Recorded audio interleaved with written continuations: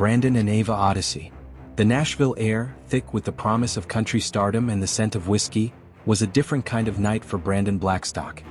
He stood in the shadows of a packed honky-tonk, his eyes fixed on the stage where Ava Carter, a flame-haired siren with a voice that could crack glass and hearts, was performing. He was more than her manager. He was her confidant, her champion, and the man who held her hand as she dreamed. Their professional bond was a fortress, their personal one a secret, a thrilling, dangerous kind of fuel. He had found Ava singing in a smoky bar on a Tuesday, her raw talent cutting through the din. He believed in her with a fervor he'd never felt, and together they were building an empire. But Brandon's ambition was about to collide with a power far greater and more sinister than his own. Enter Liam Walker, a record executive whose reputation was as ruthless as his suits were expensive. Liam had a smile that didn't reach his eyes and a handshake that felt like a promise of a future you couldn't control. He saw Ava not as a talent to be nurtured, but as a commodity to be owned. And he saw Brandon as an ambitious kid who could be outmaneuvered. Ava's star began to rise with dizzying speed. Radio play, sold-out shows, and a major label deal. Everything Brandon had worked for was coming true. But with each victory, a shadow fell between them. Ava grew distant, her phone buzzing with calls she took in hushed whispers. When Brandon asked about a new, surprisingly lucrative deal that seemed to come out of nowhere, she'd offer a vague explanation, her eyes darting away. He trusted her, but a cold unease was starting to settle in his gut. One sweltering afternoon, driven by a gnawing suspicion, Brandon slipped into Ava's office. He wasn't looking for anything, he told himself, just a file. But then he saw it, a series of encrypted emails on an open laptop. His heart pounded as he deciphered the cryptic messages. They detailed a clandestine agreement between Ava and Liam Walker, a back-channel deal that not only cut Brandon out of the profits but also gave Liam controlling rights over Ava's career. It wasn't just a professional betrayal, it was an act of personal, deliberate deceit, a move to bypass him entirely. The world seemed to spin on its axis. The love he felt for Ava, the trust he had in her, curdled into a bitter fury. He had been a pawn in a game he didn't even know he was playing. The truth, when it finally hit him, was a gut punch that left him breathless. He confronted Ava first, his voice low and shaking with betrayal. "You and Liam," he began, the words tasting like ash. "All this time you were working with him." Ava didn't deny it. Her expression was a painful mix of guilt and cold calculation. "It was the only way, Brandon," she said, her voice thin. "He holds all the power. I had to do what was best for my career." Her words were a final, devastating blow, a knife twisted deep into the heart of everything they had built. With nothing left to lose, Brandon went to Liam's office. He laid the evidence on the desk. Liam, however, didn't flinch. He leaned back in his chair, a smug smirk on his face. "You were always a little too sentimental, Brandon," he said, his voice dripping with condescension. "That's a weakness in this town." Then came the twist. Liam didn't just want to steal an artist. He revealed a long-simmering resentment for Brandon's family and their influence in the industry. This wasn't a business rivalry, it was a personal vendetta, a game Liam had been playing for years. Ava was just the final, cruel piece of a much larger plan to humble Brandon and everything his family represented. The truth was far more sinister than Brandon could have ever imagined. Broken but not defeated, Brandon walked away from the wreckage of his professional and personal life. He had lost everything to the Nashville Gambit, but he had also learned a brutal, invaluable lesson about the true price of ambition. He began to rebuild, finding solace in new projects and new connections. In the quiet moments, a different image would flash in his mind. A pop superstar he had met at an industry gala, her smile genuine, her laughter infectious. The thought of her felt like a new song, a different melody entirely. Just as he was beginning to find his footing, a chilling message arrived on his phone from an unknown number. It was a photo of Ava and Liam, celebrating a #1 hit, but the caption was a threat disguised as a congratulations. "The game never ends, Brandon. It just gets more interesting." He knew then that his fight was far from over. The ghosts of the past were still lingering, waiting for their moment. The betrayal had taught him a lesson, but the intrigue had just begun. The fallout was swift and brutal. Brandon severed ties with Ava, the raw pain of the betrayal a constant ache. His reputation took a hit, whispers followed him through the industry's hallowed halls. But amidst the storm, a beacon appeared. At a charity gala, amidst the flashing lights and forced smiles, he found himself talking to Kelly Clarkson. Her down-to-earth charm and genuine warmth were a stark contrast to the cutthroat world he'd been navigating. They connected instantly, sharing easy laughter and a surprising understanding of the pressures of the music business. As their friendship blossomed, Kelly saw Brandon's talent and integrity, qualities that had been overshadowed by the drama with Ava and Liam. She recognized his sharp instincts and his genuine passion for music. And Kelly Clarkson, a global phenomenon with a fiercely loyal fanbase and undeniable influence, was about to unintentionally rewrite Brandon's narrative. One evening, Kelly approached Brandon with an unexpected proposition. "I need someone I can trust," she said, her gaze direct and unwavering. "Someone who understands the industry but isn't jaded by it. Someone like you, Brandon." She offered him a position on her team, a chance to manage a crucial aspect of her burgeoning empire. Working with Kelly was a revelation. Her honesty was refreshing, her work ethic relentless, and her talent undeniable. Brandon thrived in this new environment, his skills and dedication finally appreciated. As Kelly's career soared to even greater heights, the association with her began to subtly shift public perception of Brandon. He was no longer just Ava Carter's ex-manager. He was now a respected member of Kelly Clarkson's inner circle. The spotlight, initially harsh and accusatory, began to illuminate Brandon in a new light. News outlets, initially focused on the scandalous love triangle, now highlighted his professional acumen and his integral role in Kelly's success. Liam's machinations and Ava's betrayal, while still a part of his history, began to fade into the background, overshadowed by his current achievements. Unwittingly, Kelly Clarkson had become the game-changer. Her trust in Brandon, her public association with him, had diffused the negative narrative spun by Liam and Ava. By simply recognizing his worth and giving him a platform, she had inadvertently put Brandon back in the spotlight, this time for all the right reasons.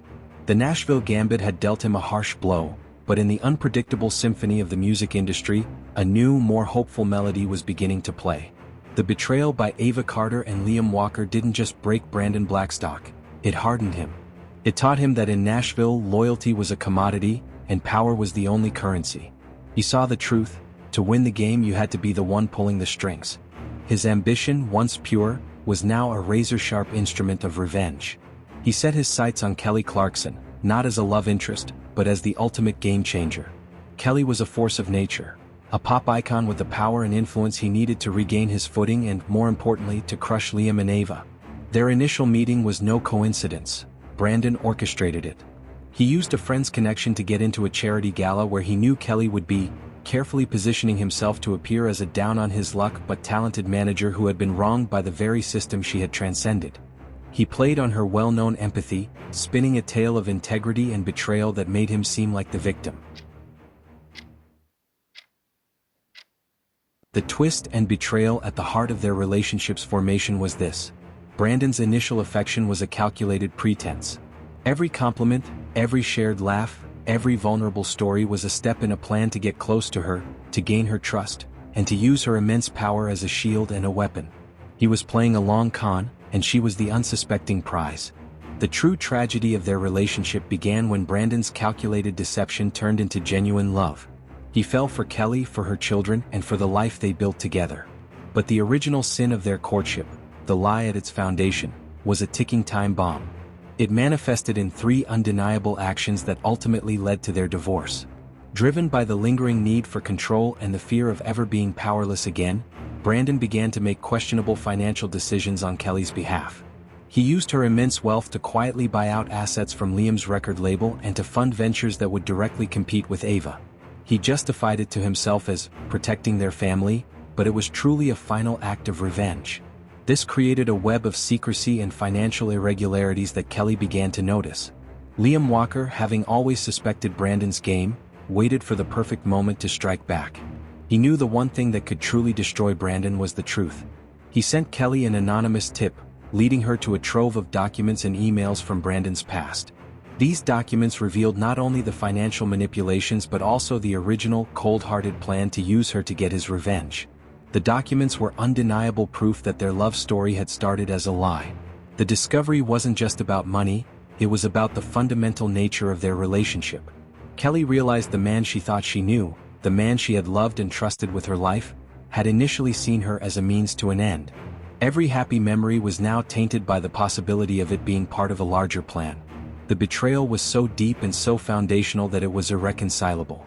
The divorce filing wasn't just for irreconcilable differences, it was for a foundational, irreparable breach of trust.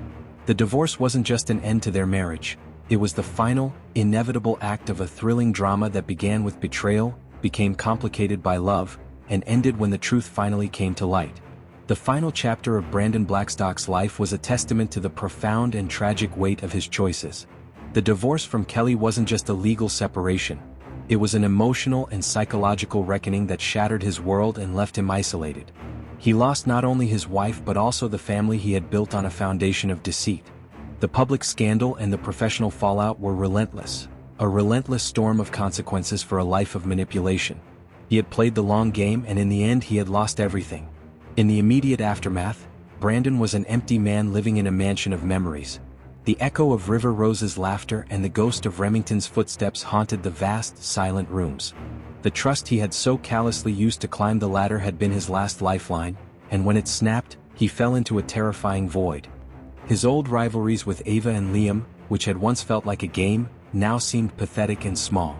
The power he had sought so desperately had crumbled to dust, leaving him with nothing but the shame of what he had done. He was alone, and for the first time he was forced to confront the person he had become. The cancer diagnosis came like a final, unsparing sentence. It was a cruel irony.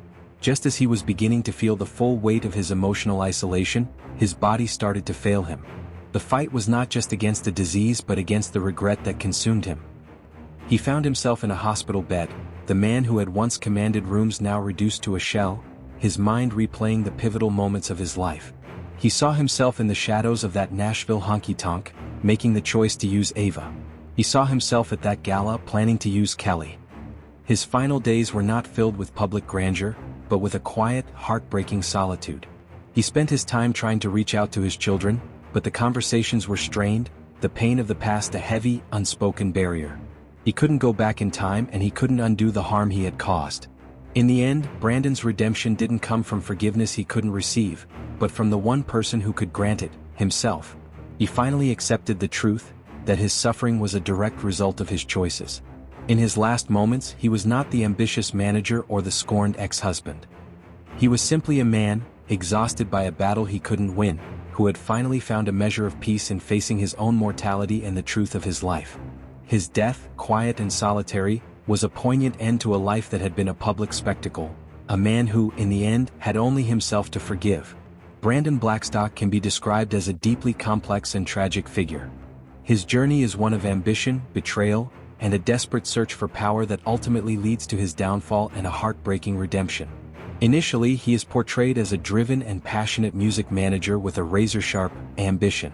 He's a man who has experienced a profound betrayal by his client Ava Carter and a ruthless executive, Liam Walker. This event fundamentally changes him, hardening his heart and turning his ambition into a quest for revenge. He becomes a manipulator, using his experience and understanding of the music industry's cutthroat nature to orchestrate a relationship with superstar Kelly Clarkson. This is a cold, calculated move, a long con, where he sees her not as a person to love but as a means to regain power and settle scores. However, the story introduces a crucial layer of tragedy and internal conflict when his manipulation gives way to genuine love.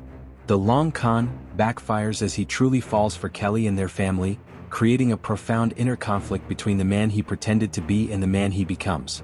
This secret, the foundational lie of their relationship, poisons him, leading to secretive behavior and a lingering need for control. Ultimately, he was a tragic hero whose flaws lead to his undoing. The divorce is not just an unfortunate event but the direct consequence of his past actions. His final days are marked by a heartbreaking solitude and a powerful journey of redemption. He is a man who, in the end, is forced to confront his own mistakes and find a quiet peace not through external forgiveness, but through a painful, solitary acceptance of the truth. The news of his passing was a shock to many in the industry. Brandon Blackstock got the fame in the game that only he was the playmaker and the lawbreaker.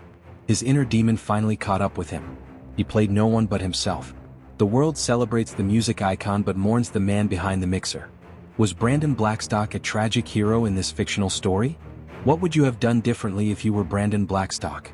Leave your comments below and subscribe for more fictional stories in the thrilling episodes of Playmakers and Lawbreakers.